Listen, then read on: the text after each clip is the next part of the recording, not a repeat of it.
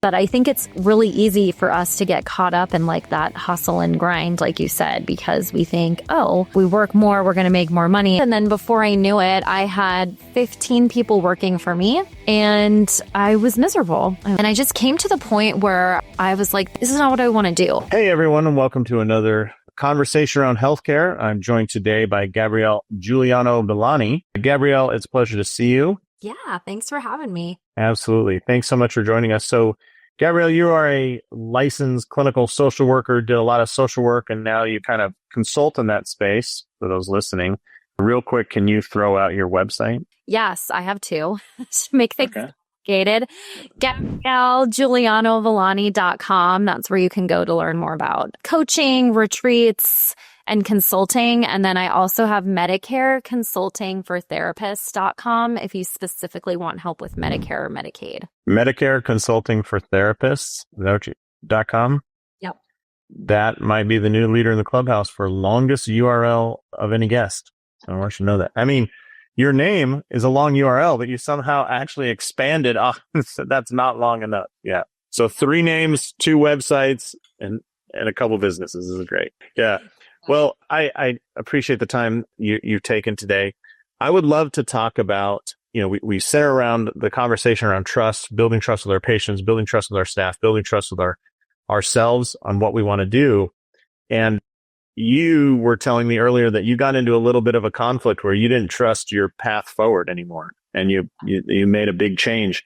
Take us through that. What happened? So I started my private practice like a lot of therapists where I thought, it's just going to be me. I thought I'm going to have like this little practice of 15 clients. And because I had such a specific niche working with the Medicare population, I grew very quickly, and that 15 turned into 30, which is a lot of therapy hours in a week. And actually, one of my Zumba students, who is an occupational therapist in home health, said, why don't you hire somebody? That's like the next way to scale. Just hire someone. I have a social worker that works for me, and she'd be a great fit for you. You should hire her. And I did, actually. And that social worker stayed with me through the whole life of my business. But that went well. She got full. So I thought, okay, I'll hire somebody else. And then that happened. And then before I knew it, I had 15 people working for me. And I was miserable. I was like, it grew really quickly, first of all. And I just came to the point where I was like, this is not what I want to do. I don't want to manage people. It was getting harder and harder for me to sit back to back with clients as well. And so I was getting really drained and burnt out by that too. And back to back meaning like just stacking one visit. So get done with the client at 9:55 and at 10 you have another. Yep, exactly. Which is my own fault, by the way. Yeah. Anybody listening? Well, it's funny you're saying like it grew quickly and it became not what you want. Like so many young therapists out there is like, I just want to grow. I want to be full. I want to have a full schedule.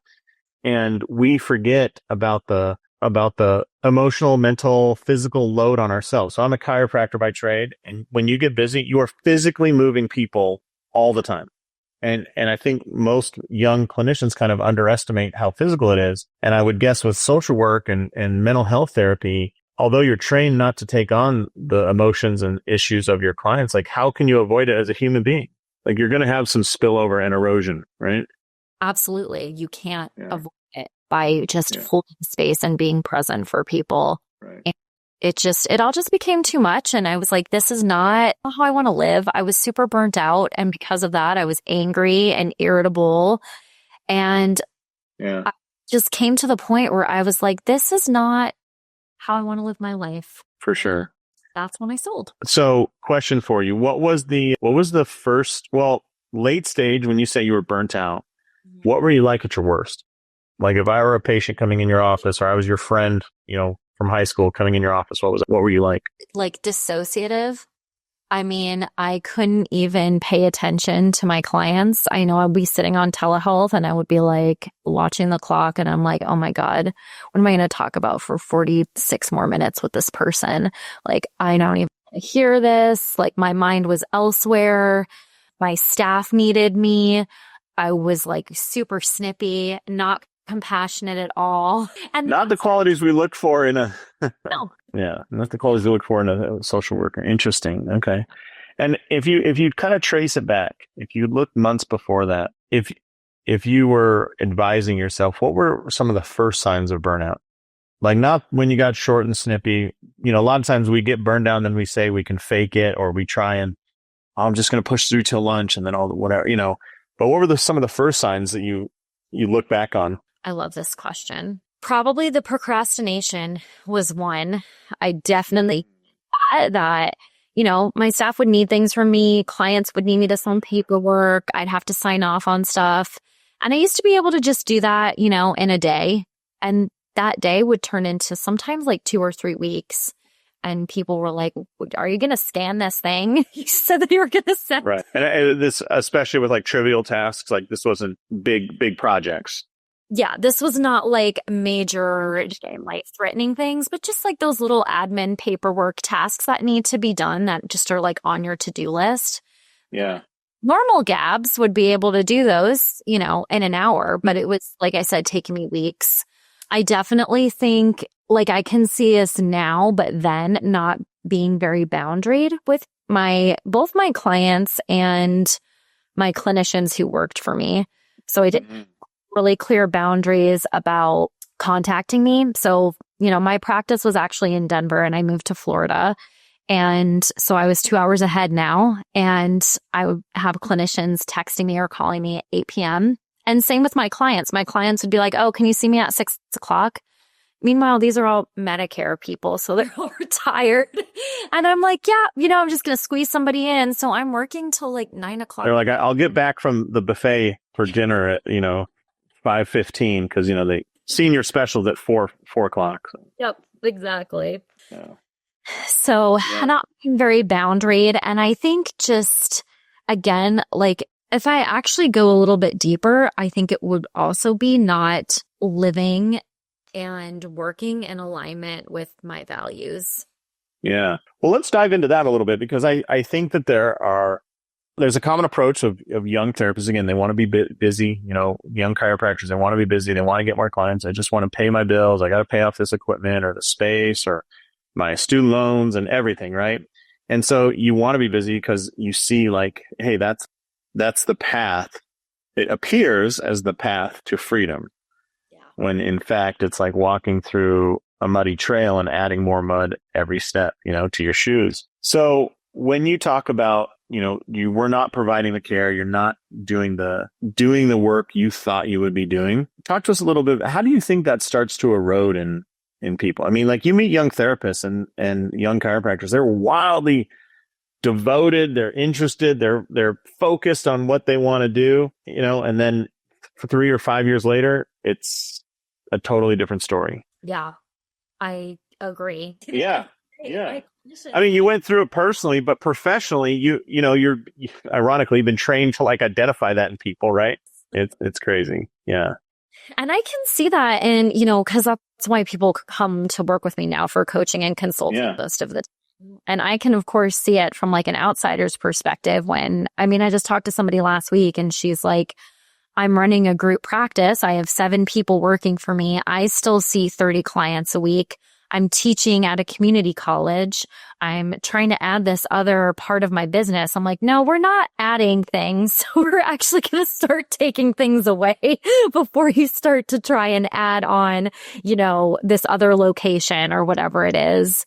But I think it's really easy for us to get caught up in like that hustle and grind, like you said, because we think, oh, if we work more, we're going to make more money. If I make more money, I'm going to be successful. But then you just get caught in like this hamster wheel. So I'm really big on talking to people about their values. I like to do a little activity that seems very small, but I find very helpful. And that's where we just talk about like your perfect day, your ideal. What does that look like? And what's the difference between what you're doing now and what that perfect day would be? And how are we going to get, you know, from point A to point B? Let's do it. So let's go back. So there you are, young Gabs, you know, 7.8 months into practice, having your own. What, if I asked you then, what would be your perfect day? What did you think your perfect day was going to be? I think my perfect day was going to be seeing like 4 to 5 clients a day. Okay. And for 1 hour, just for chiropractors listening, physical therapists, we don't always, have that same time unit. Yeah. Yes, chiropractors, you guys, your patient load is way different than ours. So we see clients each for at least 45 minutes, but usually an hour. So yeah, that would have been part of it. It was like 4 to 5 clients a day, probably a slow morning, getting up, doing a little yoga, going for a walk, having my coffee, seeing my clients. And then, in the evening, I think like back to when I first started, I was living in Denver. And so that would have definitely been like social time, going to Zumba classes with my friends, things like that. Who did you think you'd be treating? Like when you look at that perfect day, who were the type of patients? You mentioned earlier you're working with a lot of Medicare. Is that what you started out doing? Or were you like, I want to work with young mothers with at least 2 kids that are trying to get back to endurance sports? What do you think in that sense? Yeah, when I first started, it was definitely Medicare clients. And I loved working with older adults. I loved working with grief and loss. I loved working with chronic illness. And so those were my, ideal niche, which also changed over time. I think that was another breaking point that I also didn't pay attention to, that the type of clients that I wanted to work with had changed. But I was just so kind of stuck in my ways. And, the referral sources that we got were mostly those types of people. So I just kept saying yes when I should have said no. How about dollars? I mean, if you're looking at that perspective of 4 to 5 patients a day, if you're charging them $20 each, there's no way it's going to work. Did you think, I'll be making, I'll be collecting $200 a visit, and therefore I'm going to be able to make all my business dreams come true? And then you work with Medicare and they're like, well, here's $35 and a ham sandwich, and just smile and say thank you. Right? Like, what was the perspective there? Well, so I made like $125 an hour with Medicare. Okay. Yeah. So that's not, and is that, for 5 patients a day, would that work like in your business model? It did then. That was a basic had changed. Yeah. Okay. All right. I guess especially if you're doing like Zoom sessions, like, and there's very low overhead, that's especially good. Right. So then you start, that was your perfect day, right? Describe now your worst day. Like, when was it that you were getting burned out? What was different about it? Were you waking up, having a cup of coffee and doing yoga? Or was it like answering calls from your therapist and then seeing 28 patients a day and then, eating McDonald's on the way home because it was the only thing you could find? I think on my worst days, it was waking up with a pit in my stomach, doom scrolling on my phone to try and avoid getting out of bed for as long as possible. There were some really bad days, just being honest, like where I would like go to work, so to speak, because I was working from home. And, just I'm on Zoom or I'm doing phone sessions. So I was just in my pajamas, never got out of my pajamas, worked all day long till like 8 p.m. And I'm sleep in those same pajamas and get back up and do it all over again. Yeah. My hair, like those were the really bad days. And those were the days where I was still seeing way too many clients. Like some days I would see like 7 or 8 back to back on Zoom, and then trying to do billing in between, and then manage a team of 15 where they needed me and they needed to consult with me, questions, things like that. So yeah, I have a friend who was doing all Zoom sessions, and he was mentioning that when he realized he was burnt out, it was around noon. He would have lunch, for whatever, half an hour between clients. And he's like, yeah. And he'd be like, well, I don't have anything to drink. I'll have a margarita.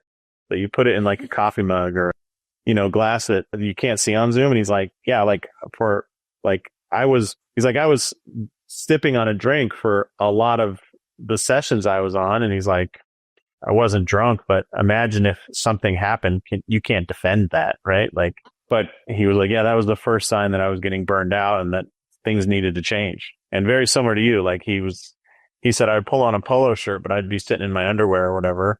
And interestingly, just so that everybody knows, you're not weird if you do that. Like, this is a common thing, like he said that his big thing that he had to change was, no matter if he's seeing a Zoom session or, telehealth, or they went back to in person, like, if I'm working that day, I wake up, I take a shower, and I shave.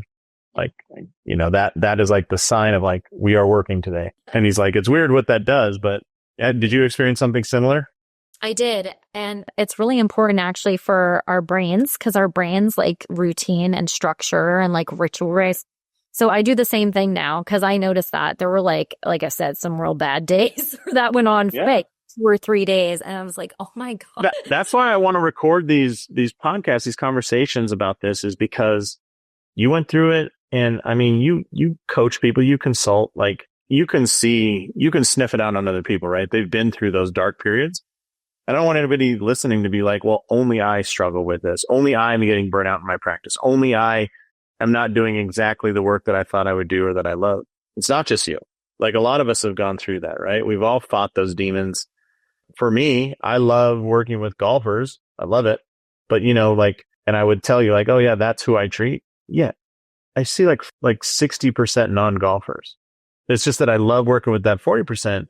Yeah. But like, there are a lot of frustrating people in there. And it's like, why don't you just work with golfers? I'm like, cause I just don't have the volume yet, So It's just one thing. But yeah, along those lines, Gabby, how about impact? So, a lot of us go into healthcare. Certainly if we were good at math, we never would have gone into one-on-one healthcare, right? Like, yeah, no investment banker would ever let you do that. But we do because we like people inherently. We like helping people and we like making an impact on our community. What was the impact you were hoping to have when you started your practice? Like, did you say, I'm going to positively change my area for this, or I'm going to help those people who aren't, are underserved? Was there kind of a mission or an impact you were looking to have? Yeah, there was. And it was working with, Medicare and Medicaid who are very vulnerable and underserved. And especially Medicare, there's not a lot of therapists who specialize in geriatrics. It's actually I don't know what the stats are for social work, but I know for psychologists, it's less than 1%. So people do not like to work with older adults. What? Yes. What is is it a financial thing? They're just like, I don't want to work for that little bit of money. Like, why? Just roll the dice and you end up with like 8 to 10%, right? Like randomly. And I can't believe that. Yeah. I think it's the stigma that people think that it's depressing, that older adults are difficult. They don't want to change. Those are the things that I heard. And that's why we had so many clients, because other therapists would call me and would say, this client is like not a good fit for therapy and I cannot stand them. They'd probably do really good with you. And they were right. So there's definitely a lot of stigma around working with that population. And I felt like they were underserved. They were vulnerable. Nobody was working with them. And I decided to take that on. All right. Very cool. And so the impact was you wanted to help those geriatric folks in your area and that you came across.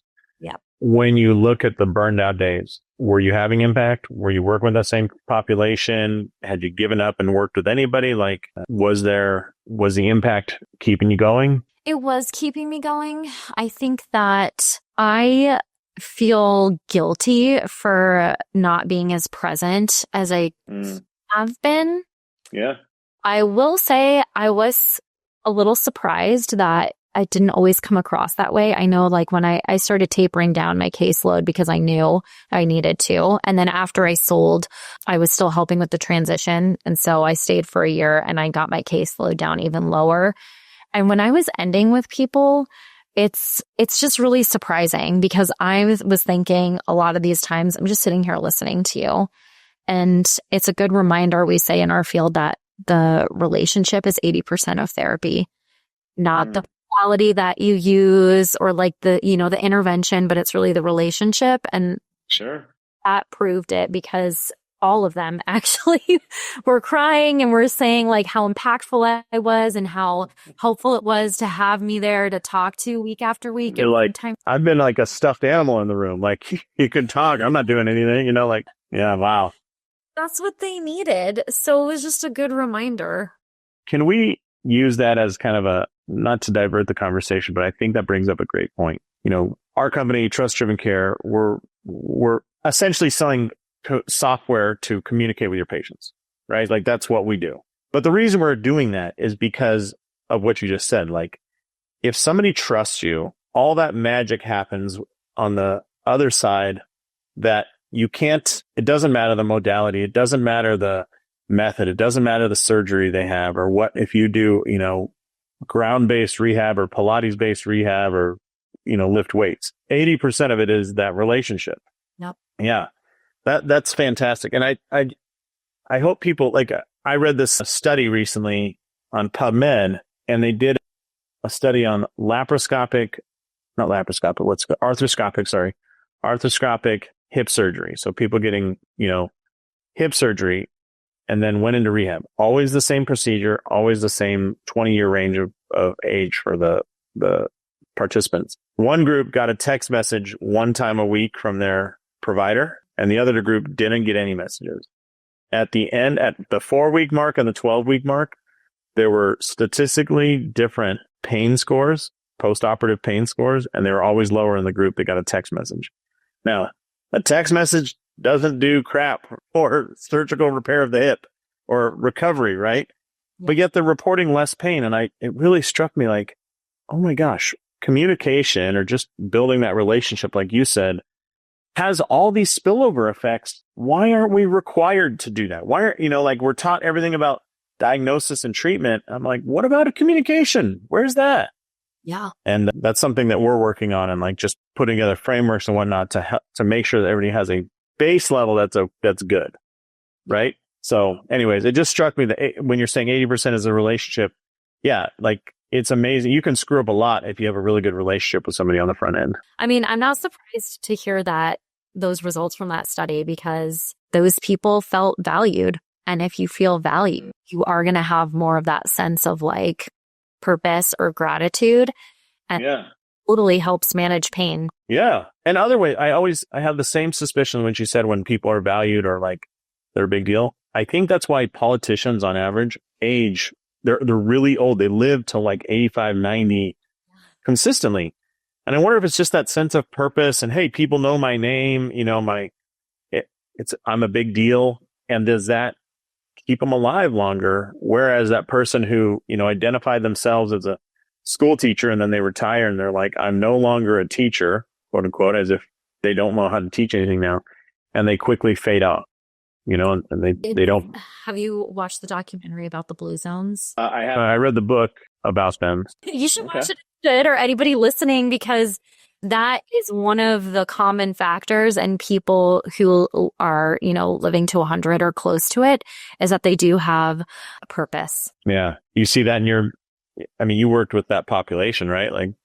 People that were either getting old and living or getting old and dying.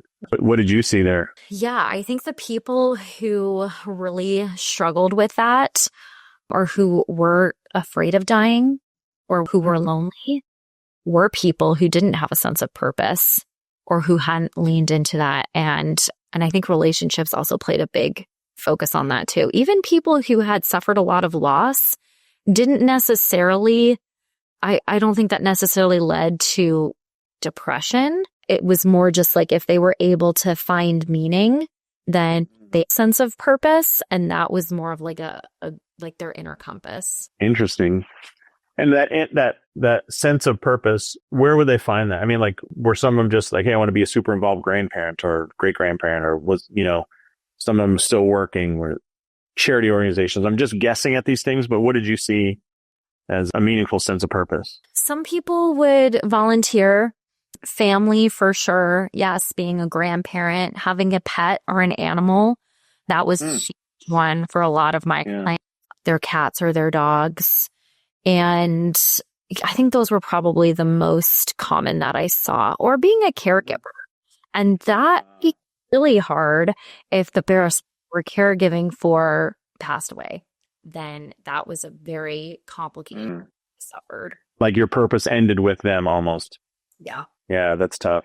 Well, it's funny, so we're almost doing a full circle here. When they were clear on that sense of purpose, they did better, they aged better, they lived better, they're more active. And then you swing it around to when you were clear about your sense of purpose in healthcare, your health was better, your mental state was better, everything was better, right? And then when you lost that and got burnt out, guess what happens? There's all these additional issues. Yep, because it's all all connected. Our physical, emotional, mental well-being, it's all connected. Yeah. That even showed up physically too. I mean, my cortisol levels actually were low because they had been high for so long that my adrenals were like, bitch, we're tired. Can't do this.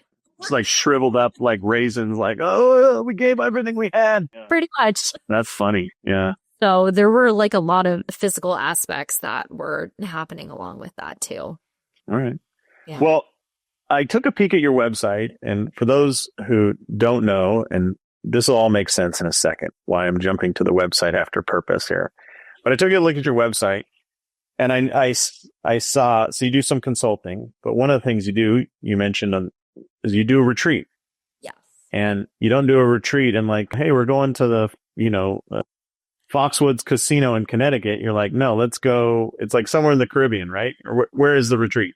In Belize. All right. In Belize. Is that because you're trying to save those people from getting burned out? Like the people that come like, hey, completely separate. I don't even know if your cell phone works in Belize if you get roaming down there or what, but I mean, obviously they have cell phones. I'm just saying, I don't know if the American cell phone works and like, is that part of it? And what do you see over those few days when people do disconnect and get some sunshine and, hang out, have social conversations that aren't about work?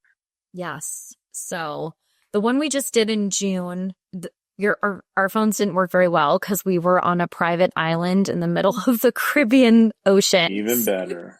Even disconnecting. And yes, I run them for people who are struggling with burnout or who are burnt out. And I always say like a retreat isn't going to fix all of that. But what it does do is it gives you that space to disconnect, be away from the autopilot, the day to day over and over again, and really dive in. And I do work on polyvagal theory and learning about your nervous system. And so we do a lot of deep work on those things to understand your own body and what you can take when you go back to put those boundaries and to sustain that. Imagine a practice where patient engagement is seamless and unified. With TrustDrivenCare, connect with patients across text, email, social media, and Google Business Chat, all on autopilot. Empower your team to step in effortlessly and engage in real time from anywhere. Say goodbye to multiple software and hello to a simplified practice and life. TrustDrivenCare is the all-in-one solution to save time, boost revenue, and build patient loyalty. Book your demo today and watch your schedule start to fill up. Now, back to the show. So I just picture like a boat pulls up to a beach, these pale, empty zombies walk off, like here for retreat. And then, as they're 3 days later, that's like the guy hops off the surfboard at the beach and they're like, hey, Gabby, let's go. But what are some of the shifts you see in those few days? Is it about 3 days? Is that right? 4 days? How long was it? The one I'm doing in January is 4 days. The one I just did was 6 days. So I try to do them about a week if we can, just because of travel. You're pretty spot on though. But the transformation is actually amazing. Like you think in 6 days or even a weekend that you can't change your life, but you can. I mean, people, I have the testimonials on my Instagram if people want to check them out. And life-changing. People telling me that they are just moved through grief. They had been holding on to things for so many years they didn't realize. A lot of them were therapists, not everybody, but one of the therapists was like, I need to start doing the things that I tell my clients to do. And I didn't even notice that I was. Now, just for clarity's sake, this is for people in practice, like practicing clinicians, right? It's for anybody. So it's mostly helping professionals though. So we've had massage therapists. I've had people in the hospitality industry come. I had a tour manager come, a hairstylist. So it's really for any helping professional or anyone who's service. Okay. Yeah. But I just want to make sure people know this isn't for the end client. This is for the provider of the service, right? Yeah. And all those helpers dump all their energy into everybody else. And then they're like, it's like me, I get back pain. I'm like, what would ever solve this back pain? Well, you might want to go to somebody that's good. No, there's not a professional on earth that can help with back pain. It's completely false. And yeah, I'm sure those therapists and social workers are like, you're like, why don't you talk about things? Like, what? Why would you talk about things? Like, what kind of idea is that? It's like, kind of the basis of your job. But yeah. Gotta be out of it to have like that side person. Yeah. I recently heard something I was going to share with you too, getting out of it. If everybody's like, well, I can't do a 4-day, retreat, I would say even more reason you should. Like, you'll be amazed. And pre-schedule it. It's amazing when you put something on the schedule that the dollars work out, the time works out, the organization works out. But my wife recently did something that I would say, if you are facing burnout, I've got a challenge for you. And Gabby, I'd love to get your perspective, both as a burnout survivor, a consultant, and a social worker. Okay. So there's a book out there. My wife was trained for this big endurance event, but there's a book out there. And there's an event called the 12-hour walk. And the guy says, all you got to do is face your fears, and doesn't sound like it's going to be hard, and just walk for 12 hours. Doesn't have to be uphill, doesn't have to be aggressive, doesn't have to be anything. He said the only 2 caveats are no headphones, no music or podcast, and no hiking partner, no walking partner. Just you with your own thoughts out there for 12 hours. And, if you need to stop to go to the bathroom, you need to get water, that's fine. But just, it's you alone with yourself. And my wife was saying her experience was the first 3 hours are like, you're thinking about everything, blah, blah. And then she said, all of a sudden it almost like shut off. And she said, my modern world mind was like, well, what's next? What do we need to do? I gotta figure something out. I gotta pull out my phone and check Instagram. It's like, no. The guy says, I would encourage you not even to take your phone, right? Because it's just going to encourage you to do these things. And you end up really kind of facing your own issues. And part of that is like, what do you do when you can't hide behind the stimulation? Yeah. And how many people hide behind, I'm going to listen to music. Yeah. Cause you don't want to cry right now, but you need to cry. Or you're like, hey, I'm going to learn something new in clinic. I'm going to learn this new skill. And that's why I'm not successful. When really it's all the crap you're carrying around about your childhood or whatever. Right. Yeah. And she said, it was super scary for the last 6 hours of that 12-hour walk. It was like, oh my God, I have to face my own thoughts, and then I'm going to have to do this for 6 more hours. So anyways, I just thought I'd share that with you. I thought it was an amazing thing. And I thought it doesn't cost any money. You can do it on a Saturday, and yet it is intimidating. It made me tear up when you were explaining that to me. Really? Like an emotional response, because I could just imagine like what that's like. And it is really important. And I'll say from like a social work perspective, if you are somebody who has experienced trauma that you haven't worked through, that would probably not be a good idea for you, just because I'm not sure that would feel safe to be in your body for that long.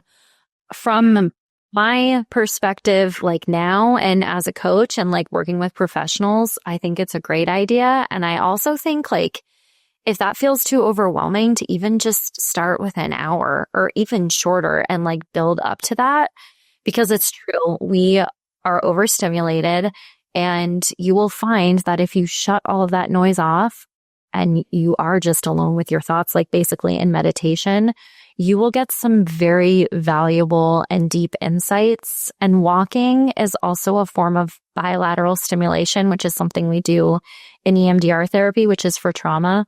And that can also be calming to your nervous system as well. So I actually love that. Yeah. Well, maybe I'll find the book and send it your way, because it's it's interesting. And I do think it's one of those things that's so simple on its face. You're like, I can walk for 12 hours. Come on, like, it's not hard. And yet to pull it off, or in business, take a day off and truly take a day off.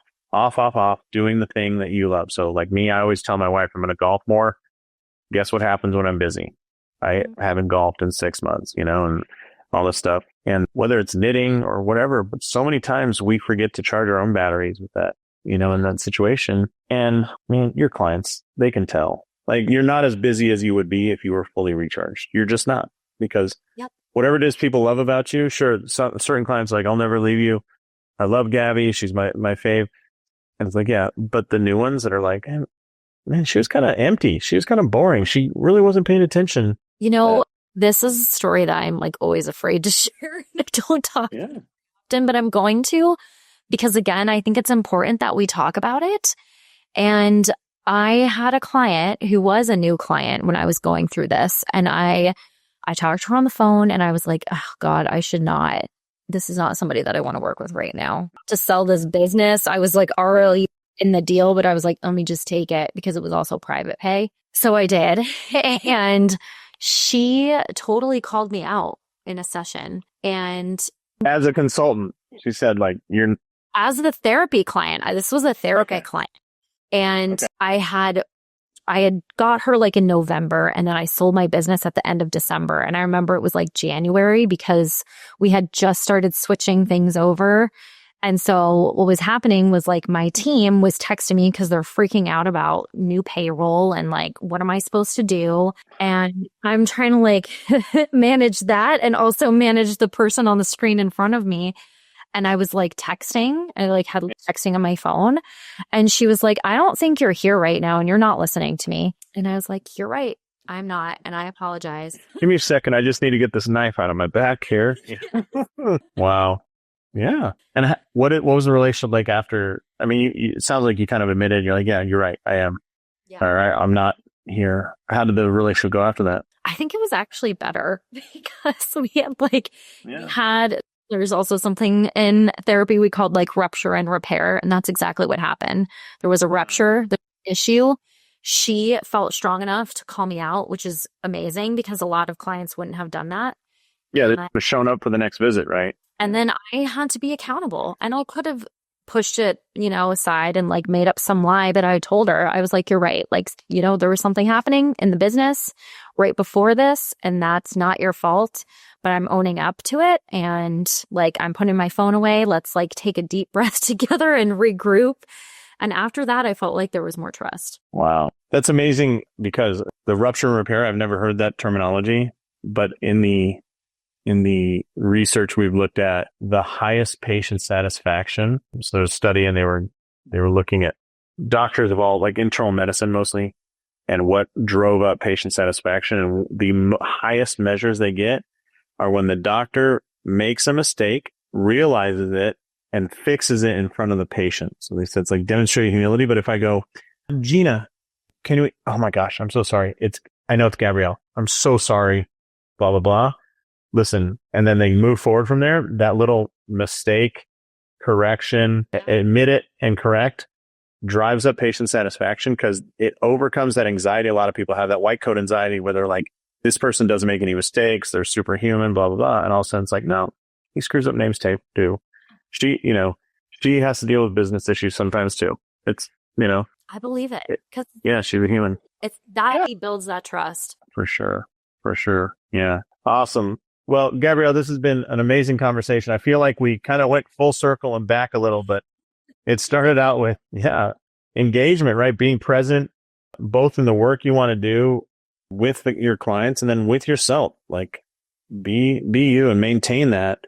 And if you can't maintain that, then head to Belize in January and get yourself right. So give us a couple more details about that retreat, because I'm sure there might be some people listening going, oh, that'd be awesome. And by the way, we're recording this in like August, September of 2024. So we're talking about January of 2025 is the retreat? Yes. And actually, as of today, there's only one spot left, but there will be more. I have more stuff planned for next year, Belize and possibly Costa Rica. So you can get on my email list to learn more about it. You look for beautiful countries with horrible cell phone reception. That's really where the magic happens. Yeah. And I'm a sound healer. I bring my sound bowls all day. Okay. Yeah, we dig in, we do nervous system work, we do sound healing, we do a lot of fun, like expressive arts activities that I come up with. And then we also just have a good time. We go on excursions, we eat really good food. So it's not a hotel conference room that just happens to be in Belize. It's you're out, you're doing stuff, you're getting experience, but you're surrounded by helpers, as you said. Yeah. And I'm really big on not doing it in places like that where we're in a hotel conference room. I want to be immersed in nature and the culture. And so I specifically pick places that do that. Yeah. Fantastic. Awesome. Well, Gabrielle, throw out your website one more time, or whichever one let's go with the website for your name. It's GabrielleGiulianoVillani.com. All right. And that's where you can find details about that retreat and everything. And then if you come back from the retreat and you're like, the next stage of my growth is I just don't understand Medicare. Good news. Gabrielle does that too, which is maybe the farthest apart two things, sound healing and Medicare. I think I said this when we were scheduling. It's like sound healing and Medicare consulting might be the two things farthest apart, but it goes to show, you know, you can still have that purpose and that belief and skills on top of that maybe enhance that. So do it. Fantastic. Awesome. All right. Well, this has been a pleasure, Gabrielle. Thank you so much for the time today. And reach out there if you want to go on that retreat. Otherwise, make sure you maintain your purpose. If you're out there in healthcare, don't get burnt out. And remember, the world needs amazing providers like you, but we need you to be the best you can. So thanks everybody for listening. Have a great one. Thanks for tuning in to this episode of Trust Driven Insights, brought to you by TrustDrivenCare. Imagine a world where all your patient communication is in one place, seamless, effortless, and on autopilot. That's the power of TrustDrivenCare. If you're ready to streamline your practice, check out TrustDrivenCare.com and see what's possible. Trust Driven Insights, real conversations, smarter care, stronger business.